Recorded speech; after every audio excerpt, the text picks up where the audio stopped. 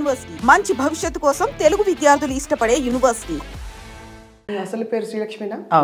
అంటే ఫస్ట్ లక్ష్మియే మా నాన్నగారు పెట్టి శ్రీకారం చుట్టారనమాట. శ్రీకారం శ్రీలక్ష్మి సినిమాలోకి వచ్చే ముందే ఆయన పేరు మారుస్తాం అంటే శ్రీకారం మట్టుకు చుట్టారనమాట. శ్రీకారం చుట్టి శ్రీలక్ష్మి అని చెప్పారు. అప్పటికి ఆర్టిస్ట్గా అవుతాను అనేది ఏం లేదు. జనరల్గా ఒకవేళ ఫీల్డ్కి వస్తే నా పేరు ఏమన్నా మారిస్తే ఏం మార్చుకోవాలి అని అడిగినప్పుడు, ఎందుకమ్మా నీ పేరు మార్చుకోవడం, నీకున్న తల్లిదండ్రులు పెట్టిన పేరు మార్చడం ఎందుకు, సినీ ఫీల్డ్ కోసం మార్చక్కర్లేదు, నీ జాతకం ప్రకారంగా లక్ష్మి శ్రీకారం చుడుతున్నాను అంతే. శ్రీలక్ష్మి గారు ద వన్ అండ్ ఓన్లీ అయిపోయారు. వన్ అండ్ ఓన్లీ అయిపోయారు. ఫస్ట్లో వచ్చినప్పుడు 2-3 శ్రీలక్ష్మిలు ఉన్నారు. అయితే వాళ్ళు అన్నారు, అదేంటి మా పేరు పెట్టుకున్నారు అన్నారు. అదేంటి ఎవరి పేరు పెట్టుకున్నా ఎవరు చివరాఖరికి నిలుస్తారో వాళ్ళ పేరే శ్రీలక్ష్మి. మీ పేరు పెట్టుకోండి, మీరు పెట్టుకోండి శ్రీలక్ష్మి అని 2-3 పెట్టుకోండి. ఫీల్డ్లో ఎవరు వచ్చి చిరస్థాయికి నిలబడతారు వాళ్ళు పేరు సార్థకం అవుతుంది కదా. ఇప్పుడు మీ గురించి నేనే మార్చేసుకోవాలంటే నేను మార్చుకోవాల్సిన అవసరం నాకు లేదు. మా నాన్నగారు పెట్టారు కాబట్టి అది నా పేరు శ్రీలక్ష్మి అని చెప్పా. ఏం మాట్లాడలేదు. ఒకళ్ళు 2 శ్రీలక్ష్మిలు ఉండేవారు, వాళ్ళు అలాగే మరుగైపోయారు. ఈ శ్రీలక్ష్మి ఉంది ఇప్పటికీ మీ పేరే. అవును పర్మనెంట్ అంతే. శ్రీలక్ష్మి గారు మిమ్మల్ని ఇంత అందమైన హాస్యం పండించొచ్చనే ఆ జీనియస్ ఐడియా అది జంధ్యాల గారిది అంటారా, మీదంటారా, అంతకుముందు ఎవరిదైనా? నాదైతే ఏం లేదు, నేను కళ్ళలో కూడా ఊహించలేదు. నేనేదో మా ఫ్యామిలీ కోసం సినీ ఫీల్డ్కి వచ్చానే కానీ ఈ పలానా అవ్వాలి, ఇది చేసేస్తాను, ఇది చించేస్తాను అన్నట్టుగా ఏదీ లేదు. నా మైండ్లో బ్లాంక్ ఏమీ లేదు. ఏమిటంటే ఒక్కటే కోరికోలి ఏంటంటే మా ఫ్యామిలీ నా వల్ల వాళ్ళందరూ బాగుండాలి, వాళ్ళ వల్ల నేను బాగుండాలి. సో కుటుంబం కోసం అఫ్కోర్స్ నాన్నగారు నటులు అప్పటికే. అవునండి, అమ్మో పెద్ద హీరో.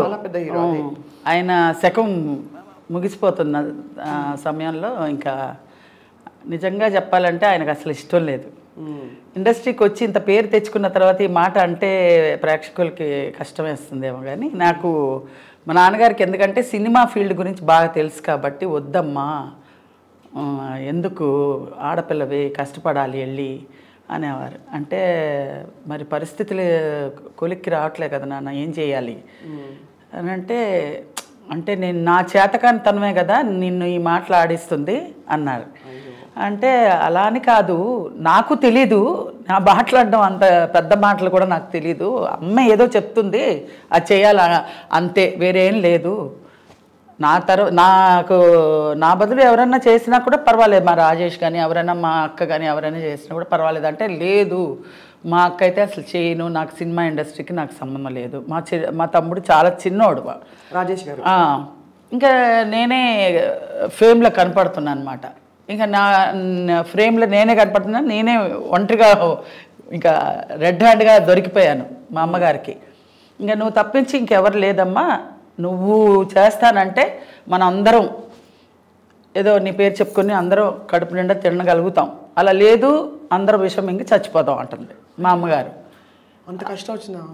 అంత కష్టం అంటే మా నాన్నగారు జాండీస్ వచ్చేస్తే అసలు సినిమా ఫీల్డ్ అసలు కొలాప్స్ అయిపోయింది. అసలు మా నాన్నగారికి ఏమీ అసలు ఏం పిక్చర్స్ చేయట్లేదు, ఏమీ లేదు, ఒత్తి పిల్లలు మాకా అసలు ఏమీ తెలీదు, ఒక చదువు లేదు, ఆటలు చేస, ఎంతసేపు స్కూల్కి వెళ్ళడం రావడం, తినడానికి ఏమైనా ఉందా అని అడగడం, ఉన్నా లేకపోయినా ఏదో చేసి పెట్టింది తినేసేసి రోడ్డు మీదకి వెళ్ళి ఆడుకోవడం, ఇదే తెలుసు తప్పించి వేరే తెలియదు.